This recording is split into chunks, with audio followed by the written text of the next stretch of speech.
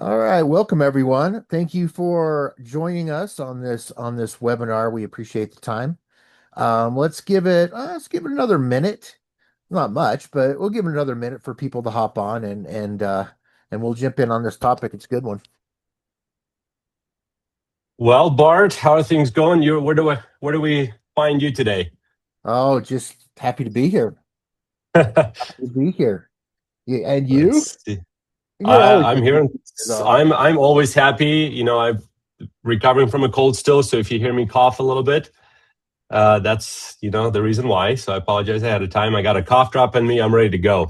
All right. Well, it's 12 Eastern right on the dot. Let's get going. I'm conscious of your time. Hopefully we'll get some more people that will straggle in and we'll catch up. So I've got two housekeeping items before we get started. The first one is we're using Zoom for this.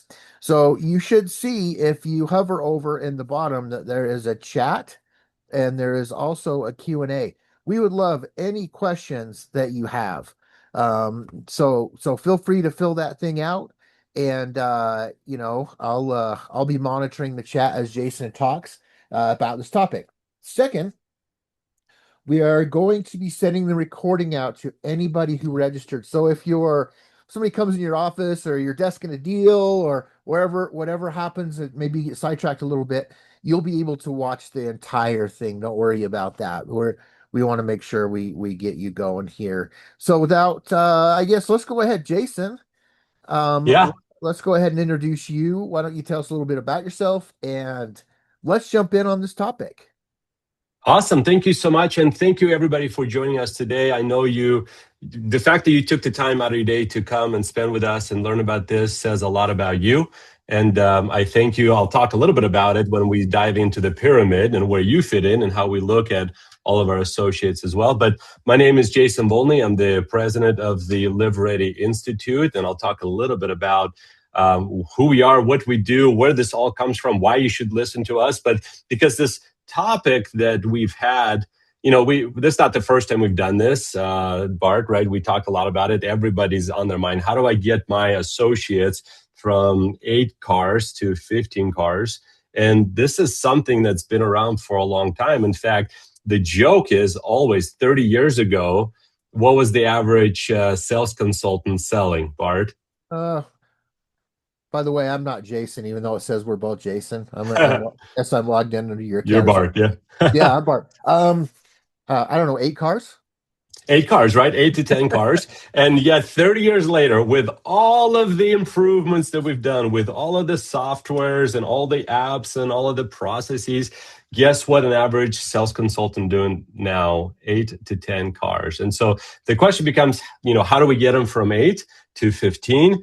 And this is a big thing. This is not just something that we're going to be able to discuss everything over half an hour or 45 minutes, hour long together, but you're going to get a brief idea of what this is and how you can implement it, because the questions are simple. How do we have even if you look outside of the automotive industry and you look at a company like McDonald's, right? They have a simple model, right? Everybody's aware of McDonald's, right? All around the world, and their simple model is to get a customer, to keep a customer, or sell a customer, and then keep a customer, to keep them coming back over and over again. They produced, I think, $1.8 million in revenue per store, and that's considered great. But yet you have somebody like Chick-fil-A that comes in and they just escalate it and they go to $8 million post-COVID per location.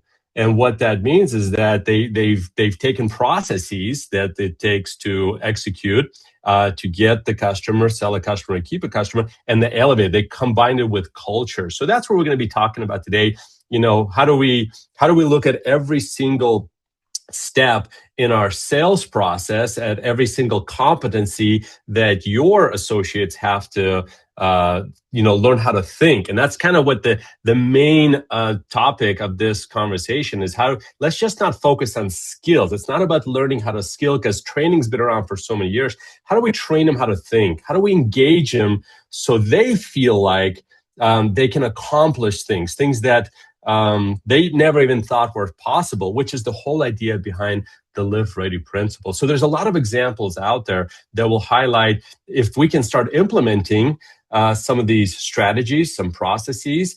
But at the end of the day, what it's going to come down to, guess what, Bart?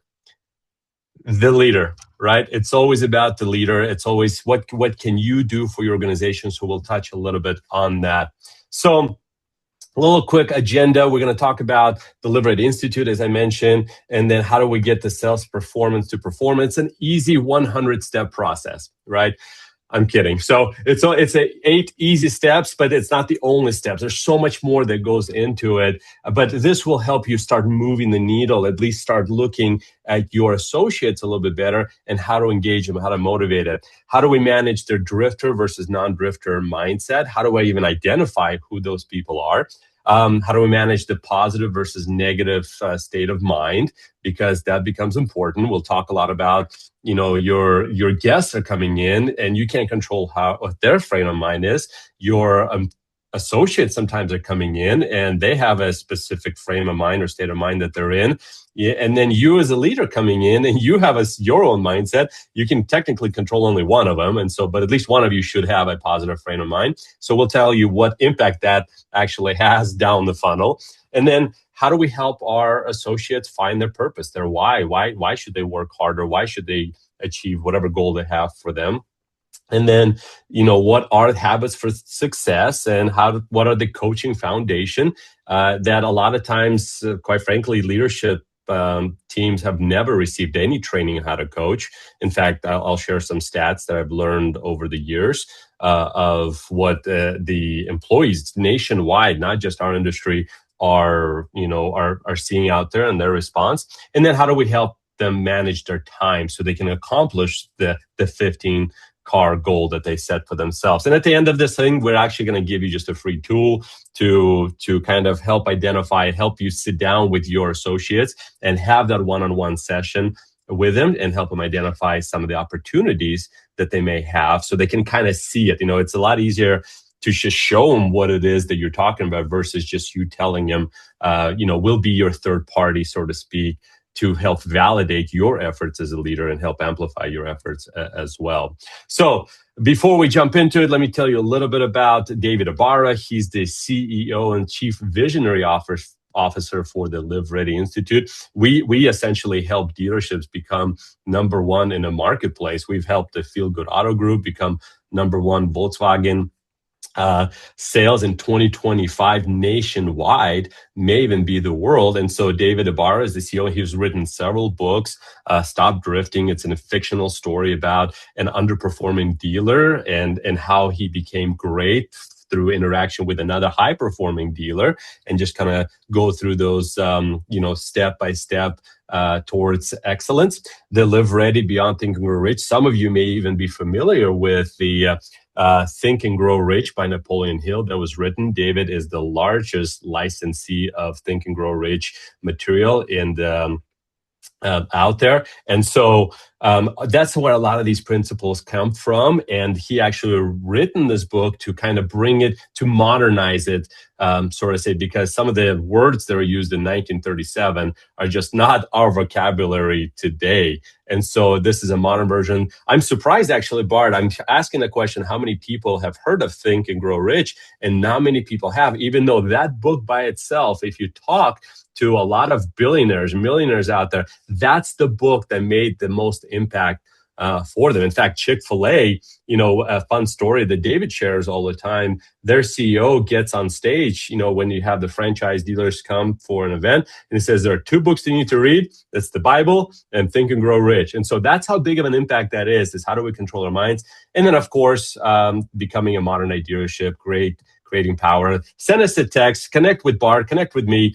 We'll send you one of these books free of charge. We'll want to get it out there to you should you need help with anything. We'd love to share this kind of stuff. So let's dive into it. How to manage drifters versus non-drifters and what that does even mean. And in a nutshell, I want you to start looking at your associates. I want you to start looking at yourself and start breaking them down into different categories. The human factor categories. How are we stopped? And a lot of times, as we grow up, right, from the early stage, we are stuffed in a certain way by our parents, by our neighbors, by our friends, by our schools, and all of this stuff. In fact, the a lot of the way your associates come right now are the experiences and the interaction they had with probably loved ones are the ones that had the greater impact on them, whether they think they can or cannot accomplish something. And so 3% of the population are self-directed.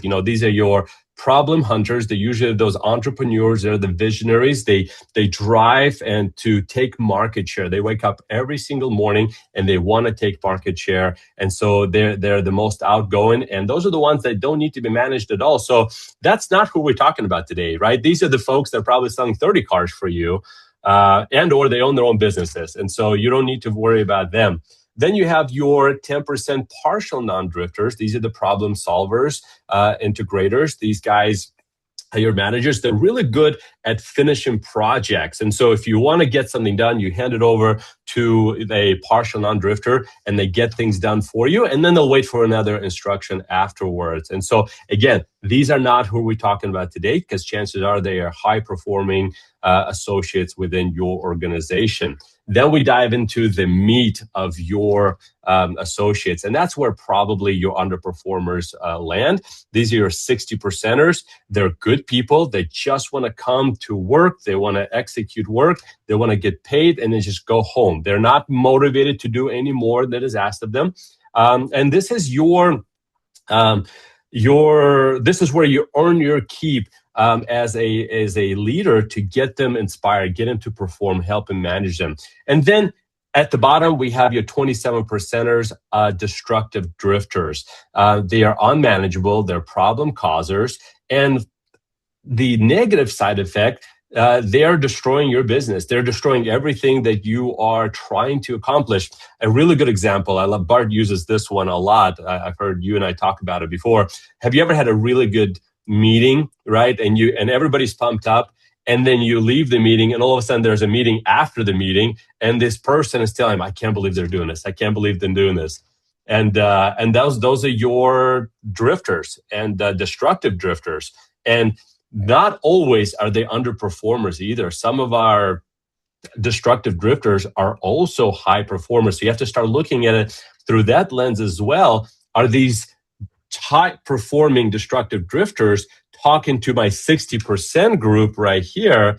Are they causing more destruction than they're worth? In fact, I had one before where I had a high performer and I had to part ways with him. And, we had to move him to our competition because he was destroying the culture. And one of the fears that we have sometimes, and I'm sure some of you can relate to this, is that how can I let them go if they're high performers? But what we've noticed is the 60 percenters that were underperforming, the moment we got rid of a destructive drifter, then all of a sudden they start performing better. Now, I'm not saying the moment you identify a destructive drifter, you just, show them the door. You try to encourage them to come on board and become more of the self-managed partial non-drifters so you can help accomplish your goal as well. So, but when you start introducing some of these concepts that we're about to start teaching you, you will notice that there's going to be a shift in your organization. In fact, if you start talking about these live ready principles that we're about to share with you, you'll find out that the 60 percenters are going to break up into 3 different categories. And you'll see that the top 60 percenter are actually going to move up to and join the 10 percenters, meaning they're going to be, you won't have to manage them as much and they'll start performing on a different level. They're going to pick up, okay, I get what, Bart is doing. I'm going to join and I'm going to just start executing. And then you'll have the middle 20 percenters, which you'll have to manage most likely daily. And then top or bottom 20 percenters right here, these are the folks that are probably going to be that 8-car person right there. That's the ones you almost have to manage every 2 hours. They don't have the discipline to execute what you're asking them to do. So you're going to have to tell them what to do every 2 hours until they get into the middle or upper 20 percenters of the group. But essentially, it's not, again, hopefully you're hearing my message. It's not about just training.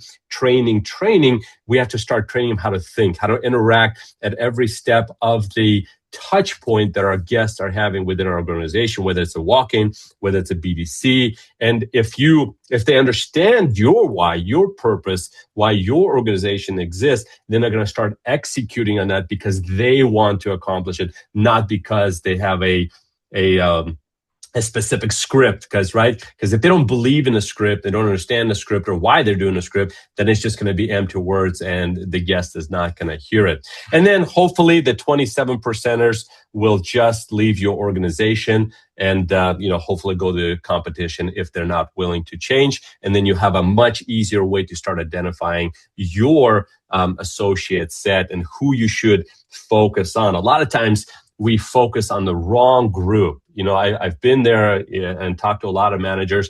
We pay a lot more attention to our top performers than we do our bottom performers, or some of them that are on a bottom drifter, lower 20%. And that's really who needs the most help to help you obviously move the needle forward. So the very first thing that we need to address, are they in a positive or a negative frame of mind? And in order to help you understand the importance of it, is let me talk to you a little bit about the brain model, how our brains work. How is it that some people can come in and they're always positive and they execute, and some just come in and they're always negative? As I mentioned earlier today, your guests are coming in, and if you ask yourself and you're truthful about it, what frame of mind are they walking into your organization? What do you think, Bart? Are they negative or positive most of the time? I think all of us innately are negative. I think it's just we're bred for it. We're built in, and so I would say the majority of your salespeople, your managers, everybody in your store is probably has a negative state of mind. Yeah, they do. And it comes from years and years and years of just this, bombarded by the news and by the notion that when you talk to a used car person, they're going to lie, steal, cheat, right? It's just, and for those of us who've been in the automotive business for as long as we have, it's 23 years for now. I don't know what it is for you, Bart, probably getting closer to 30. Yeah. But we've been around for a long time. And those of you on this webinar know that cannot be further from the truth. Most of us are honest and we just want to do right by our guests, but that's not what's being perceived. And when they're walking into organization, they're already automatically walking into with a negative frame of mind. In fact, we did a study. We didn't do a study. We looked up a study, and we do one every single year. We looked this up, and the trust level of a sales associate at a dealership is right above a telemarketer. Right? Telemarketer, right? We all know when the moment I said telemarketers, I've gotten 3 or 4 phone calls this morning already with spam calls. And every time I get one of those, I have to flip myself back to a positive frame of mind because it's getting bad out there. And we are right above that right there. We are tied right now for 7% with United States Congress right now. And so we have to understand that when a guest is coming in, they're already coming with a negative frame of mind. So we have to make sure that we as leaders are in a positive frame of mind, and our associates are also in a positive frame of mind. And there are steps that we can do to help that, because 80% of your brain is your subconscious. The whole job of the subconscious mind is to do what the conscious mind tells it to do.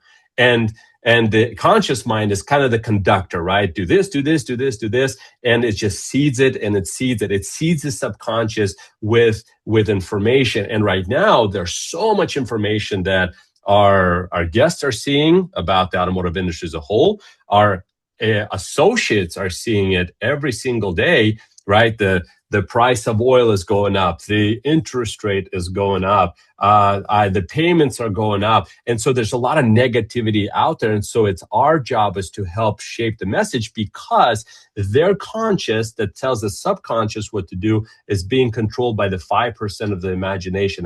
That's where all the action happens. And in a nutshell, the best way to describe it, you have imagination. Are they in a positive frame of mind or the negative frame of mind? Bart, were you going to say something? Yeah, I was going to say, Jason, I remember back when we would teach phone training, right?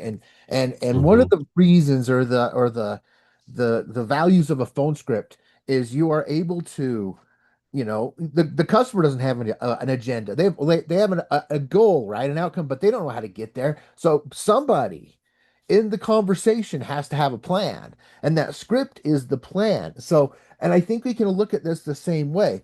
If somebody in this interaction with the customer has got to have a positive state of mind, or nothing good's going to happen, and we know it's Yeah. not the customer, so we have got to put ourselves in that positive state of mind.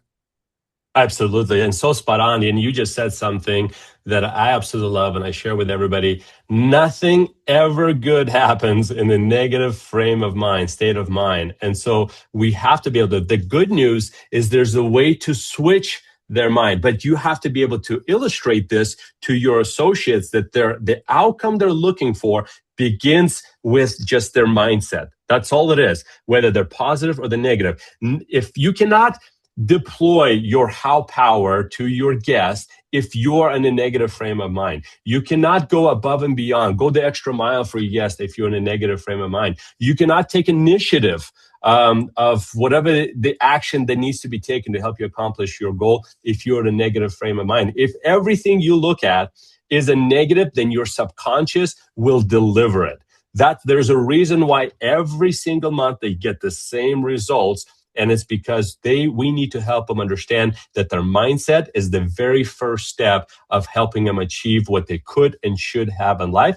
And us as leaders need to understand that we play a huge role in it as well. Just the other day, I posted on LinkedIn a little meme, right? It's a little baby that runs inside and that runs away immediately once they realize what mood their leader is in that day, because they don't want to be a part of it either. And so you have to recognize that, what frame of mind are you at, and pivot to positive. And the best way to pivot to positive is just think of a positive thought. Think of your kids, good memories of your kids, maybe when they're born, right? Sometimes the kids are not always bring out the best memories. Maybe it's a sporting event. For me, it's visiting my parents on a beach in Florida and just hanging out there with them, spending time with my children. And so things like that. So the moment you find yourself in a negative frame of mind, pivot to positive immediately. Your subconscious will pick it up and it's going to start delivering everything positive that you need to move forward. We actually spent about an hour and a half on this in our Live Ready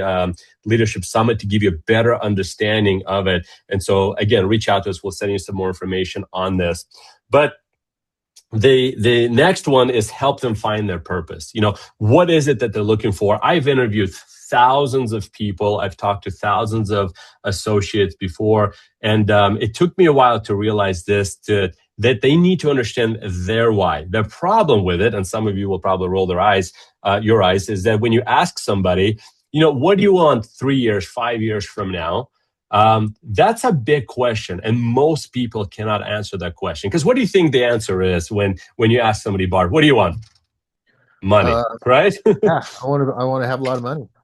I want to have a lot of money, right? That's really the common. Remember, these are 60% of the good people. They're not the 3%ers. 3%ers probably have it written down and they have, affirmation and they read it every single morning. They have a vision board. They know exactly what they're looking for. The 60%ers, which is your founder, your bulk of your associates, they don't think like this. And so we have to be able to understand that when you find your why, you don't hit snooze no more. You find a way to make it happen. And if you as a leader understand their why, their purpose, then you can help get them achieve it. And if they know as an associate that you as a manager understand their purpose, then then you are working together towards the common goal. It's no longer you need to do this. It's, hey, I want to help you accomplish your goal. And so you're on the same team going in the same direction. But when I was saying this, most people don't understand their goal. I mean it. They just don't think that way. And a lot of times the fact that you ask them to even write it down might be too much. So we recommend come up with a small goal, an achievable goal. So they're not looking at this Mount Everest that they may or may not climb. They're just looking, what do you want next month? What do you want to achieve next month? And chances are it's going to be money. Okay, how much money do you want to make? They're going to say, hopefully, like, well, I need to make $6,000. Great. What are you willing to do now to achieve it? And can I help you? You invite yourself on their journey to help you achieve it. And now all of a sudden you're going shoulder to shoulder with them towards their goal they set for themselves. And now you're in harmony with them. It's no longer manager-employee relationship. It's a leader and associate relationship going in the same direction, and you're just helping them along the way. The next step that we recommend is manage activities to build habits. One of my favorite sayings, I actually went and looked it up and wrote it out, is that we are what we repeatedly do. Excellence then is not an act, but a habit. It was by Aristotle. And so a lot of our associates out there, they just come in and they're reactionary towards the day, a week, a month. And what we have found, and you yourself as a leader intuitively know, that your high performing associates know exactly what they're doing every single minute, every single hour, and every single day. They don't leave it to chance. And so we as their leader need to let them know what is going to help them achieve the results. The mistake that we often make as leaders is we focus so much on results. I'll talk a little bit about it later, but we'll say things like, well, how many cars do you want to sell? 15. Great. When it comes down to the end of the month, how many did you sell? 9. Okay. What happened? I didn't sell 15 cars. Okay. What are you going to do next month? I'm going to sell 15 cars. That's not a really good conversation with somebody, because if they knew how to sell 15 cars, they would have done it already. And so we need to help shape their activities every single day. And we recommend it is, we obviously have a software at the Live Ready Institute to help you manage this, but you don't need software. All of this came from the Marriott Leadership School. And you just basically set the foundation, things they do every single day, every single week, every single month. Now, we recommend you don't treat this as a checklist, and reach out to us. We can actually send these out to you based on job roles, what each individual job role needs to do on a daily, weekly, and a monthly basis. And we, of course, encourage it. It's not a checklist. It's not you walk in. We encourage you come in, read this every single day in the morning, and then check back in the evening and see how many of those things you are executing. What you're doing by doing this every single morning is you are seeding your subconscious, like we talked about in the Marine model, and you're starting off your day positive with an action plan for that specific day. And once they understand what is expected of them, then they can execute it. So not only is what is the action plan needs to be identified, but they also need to identify what is their standard? What is the expectation for the month? And all too often, as I mentioned, we talk way too much about selling cars, right? But that's a result.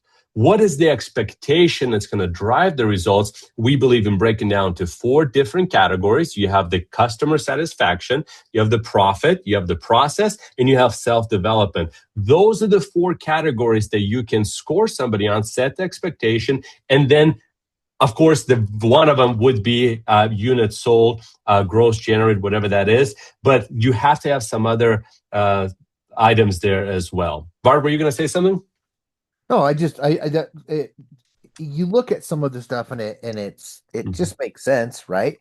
But it's if you think about going back to the slide where you said, once you know your why, if you're asking a salesperson, what do you want to do this month? They say 15 cars, or they say they need to make 6 grand. To me, that's not a why. That's a okay, cool. Well, why do you need to make that, right? And it's digging in a little deeper. And I think as Yeah. a manager, once you know what motivates your people, I think it's a lot easier to motivate your people. Yeah, and but to that point, Bart, like a lot of them just won't know it, and so as a leader, I wouldn't recommend continue to pry it, until you push it. If $6,000 is what they want to make, then $6,000. Let's help them achieve it. As long as you have a common goal that you're going towards. The point of that was not to focus so much on 3 years, 5 years, 10 years from now. You can talk about all those things once you get them maybe in the upper 60.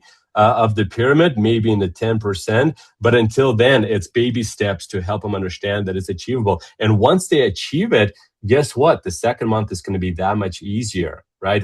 And the following month and the following month. And once they get into this rhythm, once you build these habits of success, they become rhythm of success or rhythm of success turning into habit of success. Then afterwards you can focus on these long-term goals. And so these are just some of the fundamental steps that you need to start implementing within your organizations to help your bottom 60 percenters, mid 60 percenters start achieving those goals. And so you as a leader may also want to implement some of this to make sure that you stay in the positive state of mind as well. And so we even have some action lists for a sales manager as well. You need to come in every single day and maybe read the mission statement, the purpose statement, walked a lot, spend one-on-one, visit all the departments, whatever your job role is. There's activities that high performing sales leaders or leadership does that makes them a high performing leader. And so you need to start checking your imagination as well. Are you in a positive and a negative? We do this fun exercise when we first partner up with somebody, just in a way to help them describe it or understand, are they in a positive, negative frame of mind? We ask them to set a alarm every 30 minutes and have them check. Every time the alarm goes off, they have to check themselves, were they in a positive or a negative frame of mind? What were they doing? And start recording what was causing the negative and what was causing the positive to help identify what is it that their purpose should be in life, and are they spending time in negative? And quite frankly, there's no way you can control the being in a positive frame of mind or a negative frame of mind, being 100%, being in one or the other. You're going to go back and forth. The key to this is that if you find yourself in a negative frame of mind, pivot to positive as fast as you possibly can through a quick little exercise. Like I said, think of something positive that absolutely brings you joy, and hopefully they'll get you out of the nut house and just close the door behind you and try to stay there as possible. So these are the kind of conversations you should be having with your associates as well. So coaching foundation is a very simple one. There was a study that conducted, they studied about 65,000 employees outside of we don't like the word employees, so I'll go back and forth a lot of times, but that's what Gallup used. If you have a daily conversation with your associates, they are 3.6 times more likely to be motivated and productive. And so these one-on-ones with your bottom 60 percenters needs to happen almost every 2 hours. You need to check in with them and make sure that you stay in charge, because remember, they're the bottom because they don't have their own discipline. And so the joke is you got to give them a little bit of discipline of yourself. But the middle, you may need to check in every single morning. But essentially, when you are coaching them, even we recommend once a month minimum, you go in and sit down with them. And we don't like to call it performance reviews because performance only focuses it on the performance. We focus on coaching, right? Helping them accomplish their goal, their purpose. And it shouldn't be that uncommon. We should want to sit down with them. In fact, we have a capital P&L that we look at every single month, right? We focus on, human capital, your talent capital should have just as much attention. And so we set a goal, right? A small little goal for them. We create an action path to help accomplish that goal. Remember, we're going to walk the path because nothing's going to happen unless you put it into action. And then we have to measure it. Right? That what doesn't get measured does not get managed. And so you have to measure what you've accomplished, mentor, coach, pivot, and then you zap those gaps and do it over and over and over again. And so it's not rocket science when it comes down to this, but it's a system. We have a process for our walk-in customers, right? We have a 10, 12, 14-step process to walk a guest through your sales process. This is just a 6-step process to make sure that your associates are engaged. They understand what's exactly is expected of them. They understand what they need to do, and you can measure it. So once you implement this process, then you can dive into the actual skill set, right? If your associates are underperforming and they're doing everything that they're doing that you ask them to do and they're still underperforming, then you can go to the 5 competencies, the walk-in, the BDC, the phone, service, and see where are they right now and where is it. Like if somebody is underperforming on a phone closing percentage, then you maybe want to start listening to their phone call and say, okay, maybe you're not doing this, and helping. But until you can teach them how to think, teaching them the skill is not going to help them because they're not going to execute it the way you want them to execute it. So coaching and mentoring is you have to have a worksheet with them. They need to understand it. If you can have a piece of software, that's even better. But you don't need it. Like, you get a spreadsheet, get an Excel, it help you go in there. It is better for you to do a coaching session in the beginning of the month. We at the Live Ready Institute, all of us do it, and I have a coaching session with myself, and we do it on the first of every single month. Now, I realize that in the dealership, that may be a little bit more difficult. So close your books, maybe second, third, or fourth of the month. You have to get it done as fast as possible. It doesn't make sense for you to have a 30-day, right, to have a bad performance and then wait halfway through the next month, still doing the same activity. So you got to get in there as fast as possible, identify which competency they need help, and provide the proper coaching that is needed. The one thing that we want to encourage you, and you've heard me say this, is that when you sit down with them, identify the situation by looking at the competency, and do not say things like, in fact, even now, this is going to be hard. I'm not telling you this is going to be easy because it's not something that you've done already. But even with us, with some of the organization, we implemented this. If we go back and look at the scorecards and these cause action, some of them will still say, the goal was to sell 12 cars, sold 9. What was the problem? Didn't sell enough cars. That is not a cause, right? You need to do it a little bit deeper. In fact, you can use the 5 Why principle by Taiichi Ono. Some of you may be familiar with this, and that is find the root cause of the problem. Why didn't you sell 9 or 12 cars or 15 cars? Well, because it was underperforming on this phone. Okay, why were you underperforming in this phone? Okay, let's maybe listen to the phone call.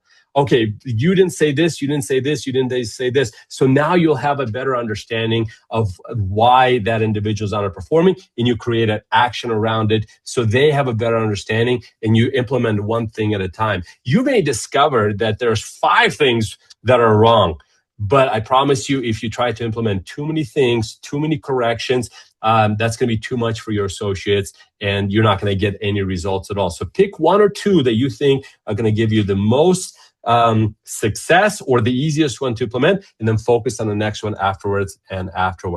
And lastly, we have to keep them productive. If you do not have a rotation system right now, please implement it immediately.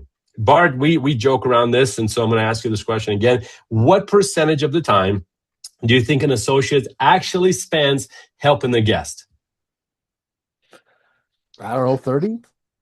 30, right? That's usually the answer. Usually I hear, like, from all the dealers that I've ever talked to, it's about 2 to 3 hours in an 8-hour day. But a lot of times it's not because they're doing something. Like, surely some of them spend way too much time on fantasy football, on social media. They're spending time not being productive, and a lot of times they don't truly understand the outcome, that the goal, the purpose that they're going after, and how do we get there.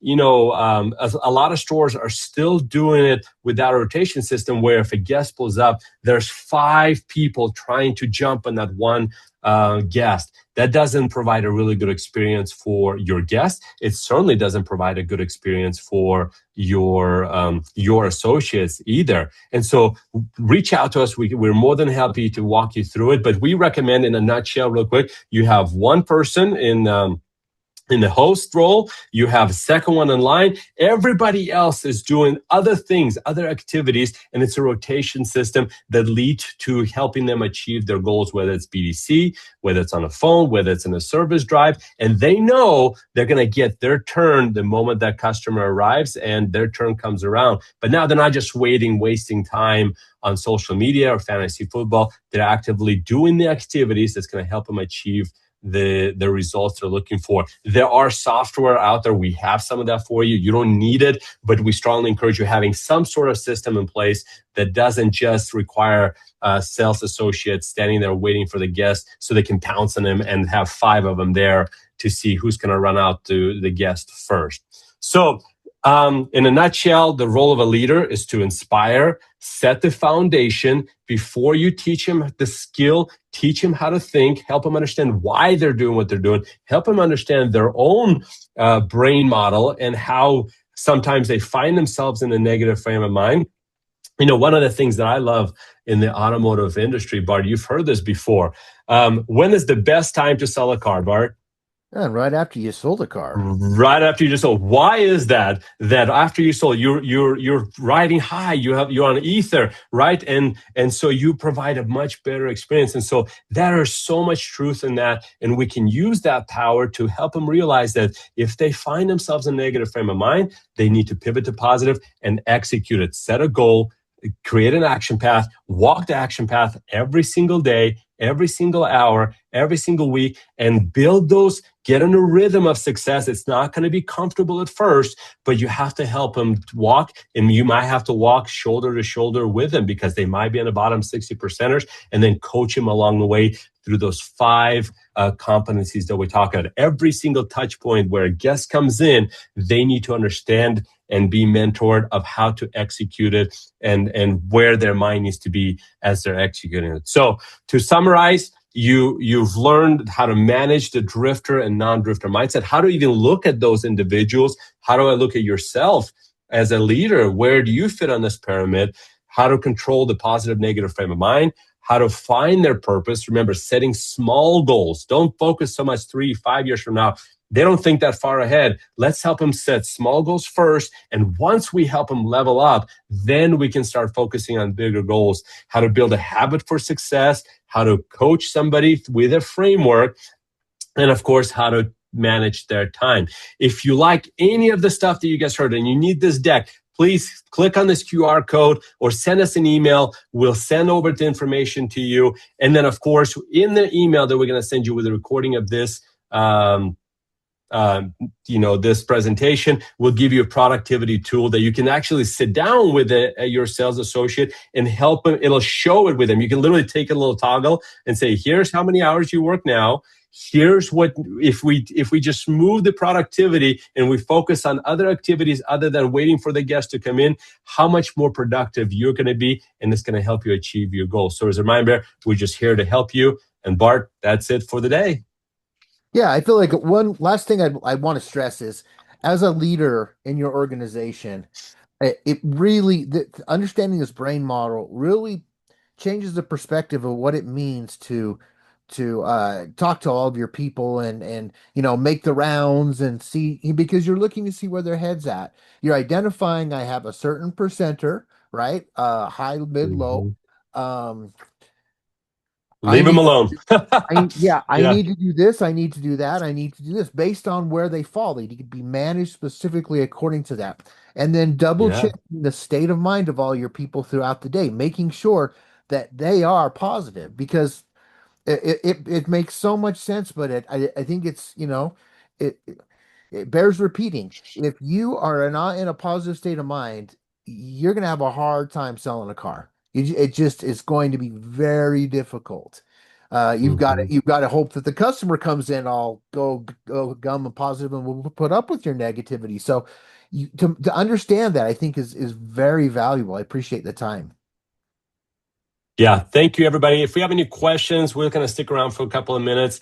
But again, feel free to reach out to us. We're here to help. We do this every 2 weeks, and we usually pick a different topic. So please continue registering for these events. Keep learning, and then keep growing. Live Ready is a lifestyle. It's there's more to it than what I just went over. There is family, health, wealth.